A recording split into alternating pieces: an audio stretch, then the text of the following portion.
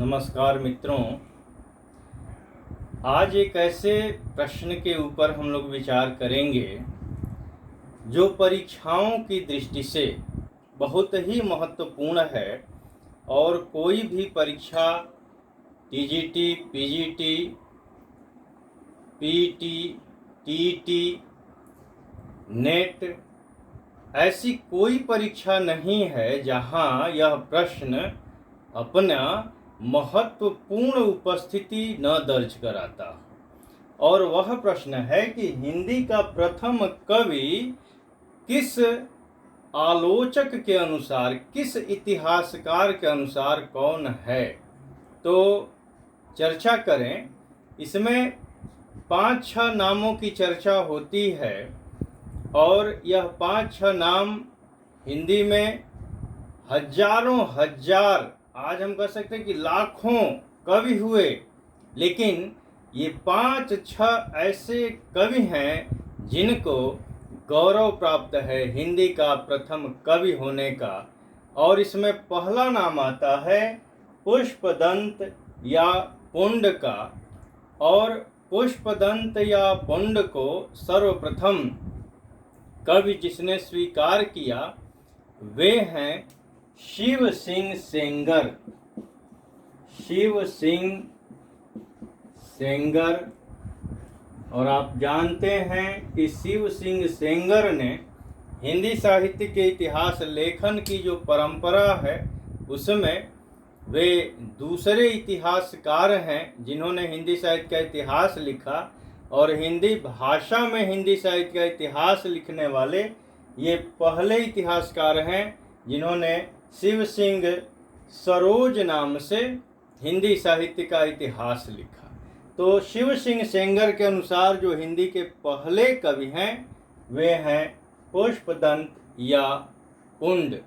इसके बाद सरहपाद का नाम आता है और सरहपा या सरहपाद ये 84 सिद्धों में अपना महत्वपूर्ण स्थान रखते हैं और इन्हें राहुल, वज्र, सरोज, भद्र आदि के नाम से भी जाना जाता है। इन्होंने दोहा कोश की रचना की और इनका नाम अगर हिंदी के प्रथम कवि के रूप में स्वीकार करने की बात अगर आती है तो वे हैं महापंडित राहुल सांकृत्यायन।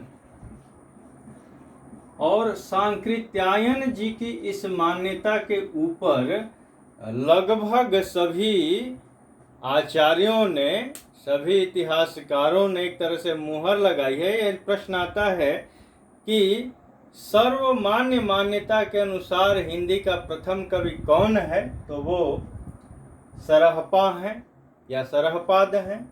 इसके बाद तीसरा नाम आता है शालिभद्र सूरि का।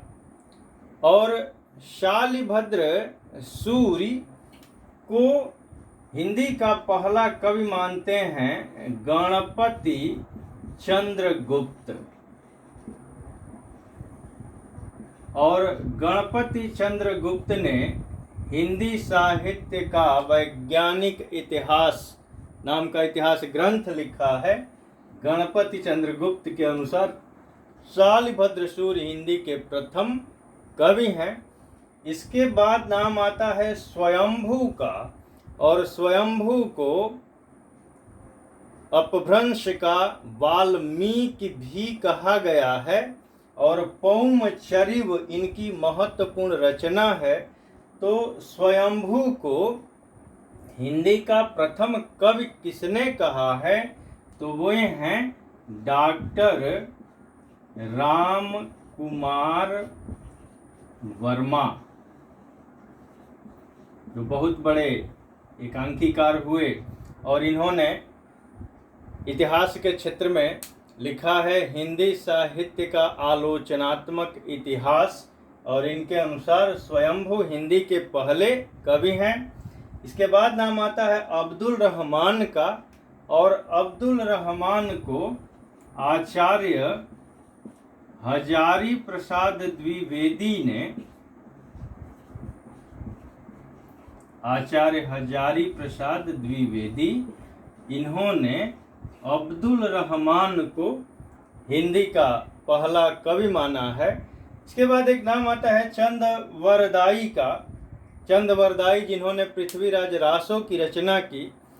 तो हिंदी का प्रथम कवि सीधे सीधे तो नहीं, लेकिन आचार्य रामचंद्र शुक्ल ने कहा कि पृथ्वीराज रासो हिंदी का प्रथम महाकाव्य है और चंदवरदाई महाकवि। तो इस तरह से किसी न किसी रूप में आचार्य रामचंद्र शुक्ल के अनुसार चंदवरदाई हिंदी के प्रथम महाकवि हैं।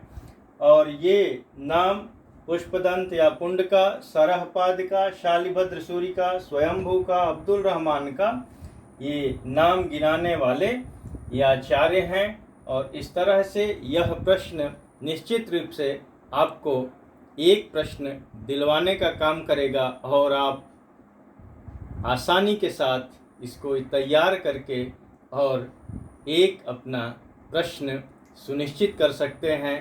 तो बहुत बहुत धन्यवाद।